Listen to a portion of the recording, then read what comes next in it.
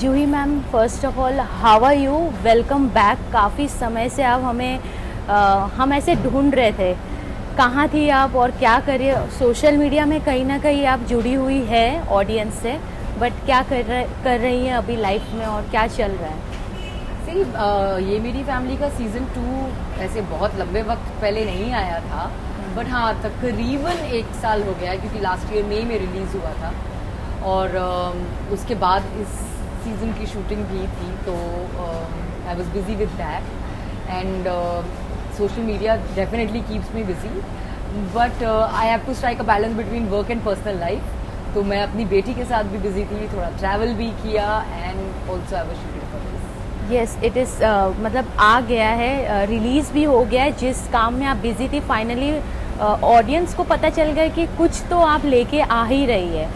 बात करूँ, पहले की बात करती हूँ मैं, जब हम आपको याद करते हैं कुमकुम भाग्य, फिर आपका एक किरदार हुआ था कुमकुम, एक प्यारा सा बंधन। Kumkum Bhagya is a different show. कुमकुम आपका जो सीरियल था वो, और फिर कर्म फलदाता शनि, ये सब किरदार आपने इतना निभाया है। फर्स्ट ऑफ ऑल हम सबसे ज़्यादा ये मिस करते हैं जो ओल्ड एज आपने जो काम किया है, उसके बारे में क्या कहना चाहेंगे? क्योंकि वो आज भी मिस किया जाता है। जब हम इंस्टाग्राम पे देखते हैं, यूट्यूब पे देखते हैं, वो आपके जो काम आपने किया है वो भी हम आज भी हम उसे सराहते हैं, देखते हैं। How you feel about that? It's a beautiful feeling कि जब आपने कोई काम किया हो और जिस शो को ख़त्म हुए इतने साल हो गए हो, मगर फिर भी आज लोगों के लिए वो उतना ही प्यारा है, उतना ही फ्रेश है लोगों के दिमाग में। सो it is a very nice feeling. But देखिए, ऐसा है ना कि कुछ चीज़ें होती हैं जो एक ही बार बन पाती हैं, कुछ चीज़ें मैजिक होती हैं। जैसे फिल्म्स में अगर हम कहें तो शोले या मैंने प्यार किया, दिल वाले दुल्हनिया ले जाएंगे, ये मैजिक हैं। तो every actor does a lot of work after that magic, but वो उसका मैजिक हमेशा बरकरार रहता है। एंड आई एम ग्रेटफुल कि मेरे हिस्से में एक ऐसा शो आया जो उन मैजिकल शोज़ में से गिना जाता है, जो कि टाइमलेस है। वो शो है या अब नहीं है, लेकिन लोगों के दिलों में बिल्कुल है। So it is a wonderful feeling that I got to be a part of such a show. और अभी जो आप एक लेके आ रही है प्रोजेक्ट, ये मेरी फैमिली, इसमें मैंने थोड़ा सा ट्रेलर देखा है, वो नॉस्टैल्जिया फीलिंग आ ही रही है। तो क्या होने वाला है, आप क्या लेके आने वाली है? फैमिली वाइब्स, कैसे रिलेशन, इमोशंस क्या होने वाले हैं इसमें? ये कम्प्लीटली फैमिली शो है, जो कि कहीं ना कहीं मिसिंग है इस वक्त। अगर हम कंटेंट देखें तो क्राइम कंटेंट बहुत है और भी बहुत तरीके के शोज आते हैं, लेकिन ऐसे शो जो बहुत ही सिंपल हो, बहुत ही इनोसेंट हो और फैमिली को साथ जोड़े रखें, इस किस्म के शोज सच में बहुत रेयर हो गए हैं। And a show that you can watch with your family, बच्चे से लेकर दादा दादी की उम्र के लोग साथ बैठ के देखें और इन्जॉय कर सकें, ये वैसा शो है।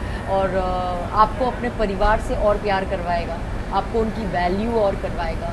और ये सच है कि हर इंसान का जो जीवन का आधार है वो उनका परिवार होता है। उनके बगैर हम कुछ कर नहीं सकते, क्योंकि हमारी ताकत वही होते हैं। तो ये वो शो है जो हमें ये रियलाइज़ भी कराएगा और हमारे परिवार के और करीब करवाएगा। If I talk about the script, जब आपके पास ये स्क्रिप्ट आया, what was the thought going on? क्योंकि आपने ऐसे ऐसे प्रोजेक्ट्स किए, सिलेक्टेड बोलूँ तो मैं, वो लोगों के मन में हमेशा रहा है। अब इस प्रोजेक्ट में आपके दिमाग में ऐसा क्या आया कि you said yes for this show?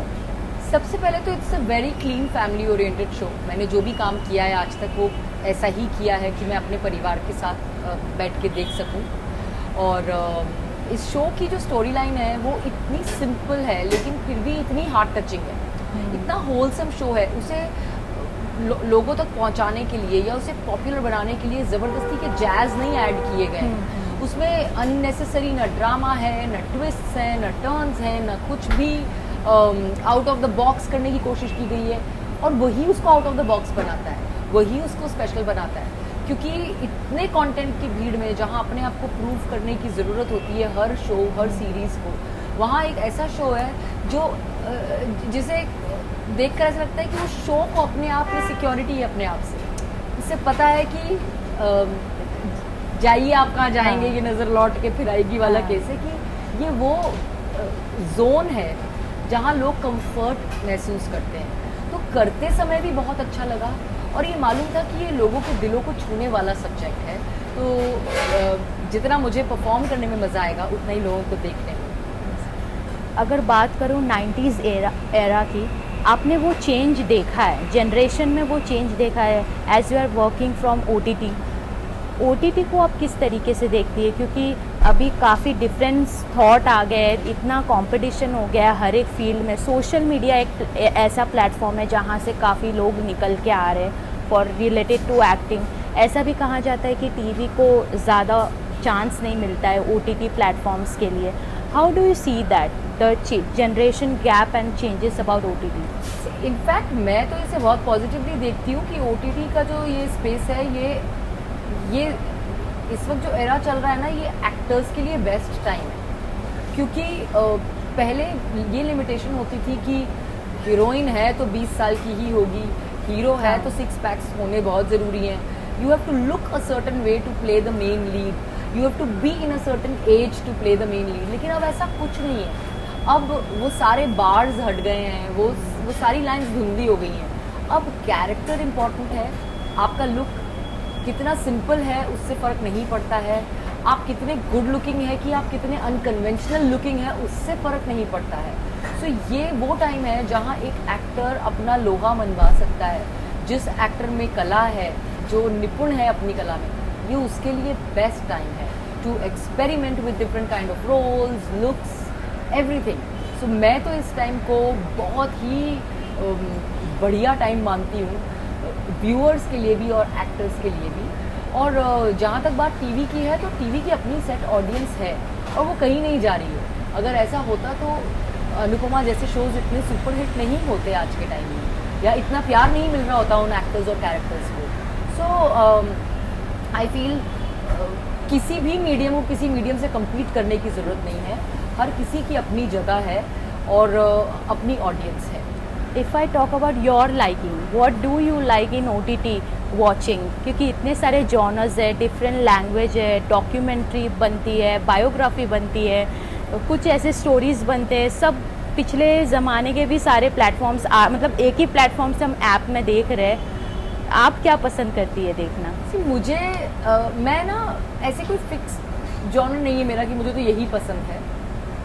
Actually मैं जब कोई टीज़र देखती हूँ ना, अगर मुझे वो देख के दिल करता है कि oh I feel like watching it, then I watch it, that is it. उसमें फिर मैं ये नहीं देखती कि ये कॉमेडी है, कि ये थ्रिलर है, कि ये क्या है। हाँ, action is not my favourite zone, तो मैं एक्शन बेस्ड शोज़ उतने नहीं देखती हूँ। बट बाकी I like suspense, I like comedy, I like love stories, family oriented shows. So मैं ये सब ट्रेलर देखती हूँ और अच्छा लगा तो देख लेती हूँ। अगर टीवी में भी काफ़ी ऐसे शोज़ है, जैसे आपने अनुपमा की बात की, अगर आपको वापस टीवी वाले दौर में जाना पड़ा या आपको कुछ ऐसे स्क्रिप्ट आए, तो आप जाना पसंद करेंगी?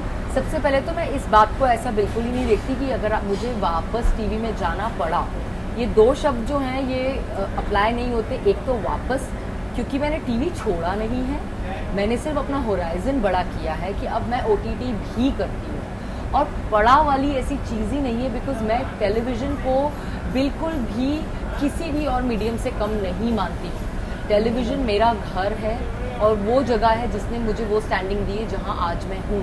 तो मैं बिल्कुल अनग्रेटफुल होने में विश्वास नहीं रखती, जिस थाली में खाया उसमें छेद करने में विश्वास नहीं रखती हूँ। मैं टेलीविज़न को पूरी रिस्पेक्ट के साथ देखती हूँ। सिर्फ एक रीज़न है कि मैं आसानी से टीवी के शोज़ को हाँ नहीं करती हूँ, और वो है टाइम कमिटमेंट। बिकॉज़ मैं एक प्रोफेशनल हूँ और जब मैं एक शो में बिज़ी होती हूँ तो मैं अपने काम को सेकेंडरी नहीं कर पाती, वो मेरी पर्सनल प्रिंसिपल्स हैं। और क्योंकि मैं एक मदर हूँ तो मुझे ऐसा लगता है कि मुझे अपनी बच्ची को भी टाइम इक्वली देना है और सही तरीके से उसकी परवरिश करनी है। तो टेलीविज़न की रिक्वायरमेंट्स जो है ना टाइम की, वो कहीं ना कहीं मुझे थोड़ा सा बांध देती है। इसलिए OTT ज़्यादा सूटेबल है मेरे लिए। एंड ऑब्वियसली मैं ज़्यादा डिफरेंट किस्म के रोल्स में एक्सपेरिमेंट भी OTT में कर सकती हूँ। टेलीविज़न की उस पॉइंट ऑफ व्यू से एक लिमिट है कि मैं सर्टेन काइंड ऑफ रोल्स शायद टेलीविजन में ना मुझे ऑफर हो, ना मैं कर पाऊँ। तो इस वजह से मैं टेलीविज़न से इस वक्त थोड़ा दूर हूँ, बट उसका ये मतलब बिल्कुल नहीं है कि मैं टेलीविज़न नहीं करना चाहती या मैं दोबारा नहीं करूँगी। I will be very very happy to be a part of a television show, provided कि वो मेरे डेज़ की जो रिक्वायरमेंट है ना उसे समझ पाएँ और उसे कहीं ना कहीं एडजस्ट कर पाएँ। एज यू आर डूइंग, ये है फैमिली, ये मेरी फैमिली। अगर बात करूँ प्रोफेशनल और पर्सनल लाइफ, फैमिली लाइफ को बैलेंस करने के लिए, तो वो आप किस तरीके से बैलेंस करती है? क्योंकि इट्स वेरी इम्पॉर्टेंट। मैं बैलेंस सिर्फ और सिर्फ कर पाती हूँ अपने पेरेंट्स की वजह से, क्योंकि मैं बहुत ही प्रोटेक्टिव, बहुत ही ऑब्सेस्ड मदर हूँ अपनी बच्ची से। मुझे उसकी लाइफ में क्या हो रहा है, उसने ठीक से खाया, उसका मन कैसा है, आज उदास तो नहीं है, स्कूल में क्या हुआ, ये सब जानना बहुत ज़रूरी है। और मैं अगर घर पर नहीं हूँ तो मैं बिलीव नहीं करती कि आप बच्चे को ऐसे ही अकेला छोड़ दो या डोमेस्टिक हेल्प के साथ छोड़ दो, बिकॉज जो एक इमोशनल सिक्योरिटी बच्चे को महसूस होती है फैमिली के साथ, वो अदरवाइज़ नहीं फील होती। तो मेरे पेरेंट्स और मैं और मेरी बेटी, हम लोग सब साथ ही रहते हैं, तो क्योंकि वो उनके पास है तो मैं पीस ऑफ माइंड है मेरे पास और मैं सुकून से काम कर पाती हूँ जब काम पर जाती हूँ, वरना मैं शायद पीसफुली काम नहीं कर पाती। मैं वैसे परफॉर्म भी नहीं कर पाती जैसे कर पाती हूँ, क्योंकि मेरा मन वहीं लगा रहता। As you have said, peace of mind आजकल हम बच्चों में भी देखते हैं। टाइम देना, बातचीत करना, क्या हो रहा है बताना, उस चीज़ को आप मतलब ऑडियंस को क्या एक मैसेज देना चाहेंगी कि वो अपने बच्चों के साथ कनेक्ट रहे और वो चीज़ उनके बच्चे ना फेस करें?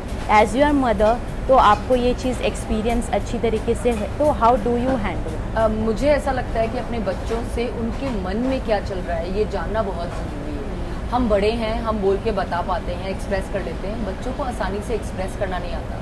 उनके एक्सप्रेशंस जो होते हैं ना वो डिफरेंट तरीके के होते हैं। वो रोकर बताते हैं, वो चिड़चिड़ करके बताते हैं, वो फिट थ्रो करते हैं, खाने में नखरे करते हैं।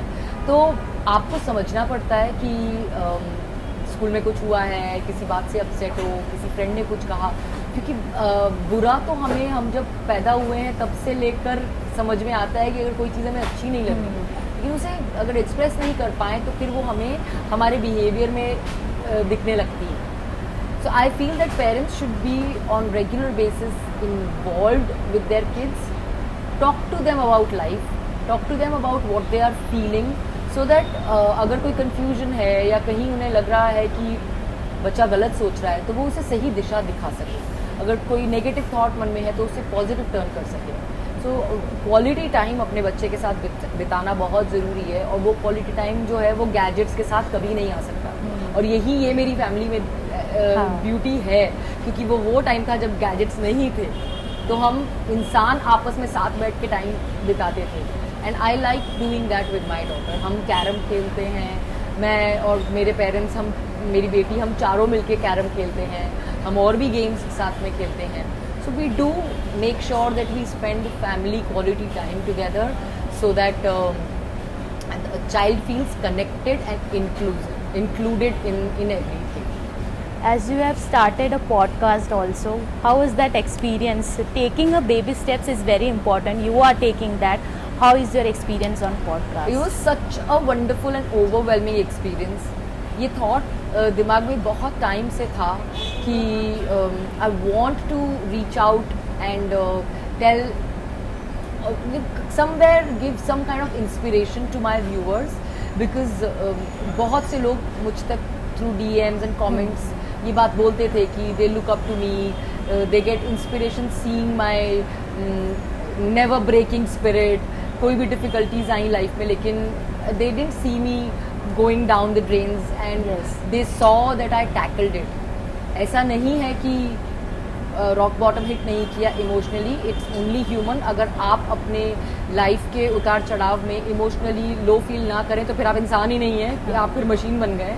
तो definitely I also felt emotionally let down in life, but I took my time to heal and I overcame that, and that is what my followers they see and they look up to. और मुझे उन्हें ये बताना था कि ये ताकत हम सब में है, ये सिर्फ मुझ में नहीं है। ये हम सब में है, हम सब में ईश्वर ने ये ताकत दी है कि हम ज़िंदगी की किसी भी चैलेंज का सामना कर सकते हैं और उसका सामना करेंगे तो ही बाहर निकलेंगे, गिव अप नहीं कर सकते। बट आई डिडंट नो किस रास्ते जाना है। Then I am very very thankful to my team. My team works with me and for me and we sat together and we came up with this idea and उससे शी रोज़ जो है वो आया सामने and we came up with this women's day special the podcast. जब हमने हर डिफरेंट लेवल और I would say different profession के लोगों को बुलाया और उनसे बात की। उसमें एक मेंटल हेल्थ काउंसलर से लेकर एक हाउसवाइफ भी थी, एक टीचर है, तो एक कुक भी है। हमने सबके डिफ़िकल्ट और चैलेंजेस लोगों के सामने बताए and people really loved it and they received it well because उसके ज़रिए सिर्फ यही बताना था कि मुश्किलें तो आएंगी ही, उनका सामना करने के अलावा हमारे पास और कोई चॉइस नहीं। That's the only way to come out of it and I hope that I will be able to do something more in this series real soon. If I talk about your inspiration, who is your inspiration? Because you are mentally so strong, and while I'm talking to you, I'm seeing that. So who is your inspiration? किसको आप सराहती है अपने life में और उनको देख के आपको एक हौसला मिलता है? See, I think लाइफ का हौसला जो है ना वो अपने आप आता है। इसका जवाब मैं थोड़ा अलग तरीके से दूंगी।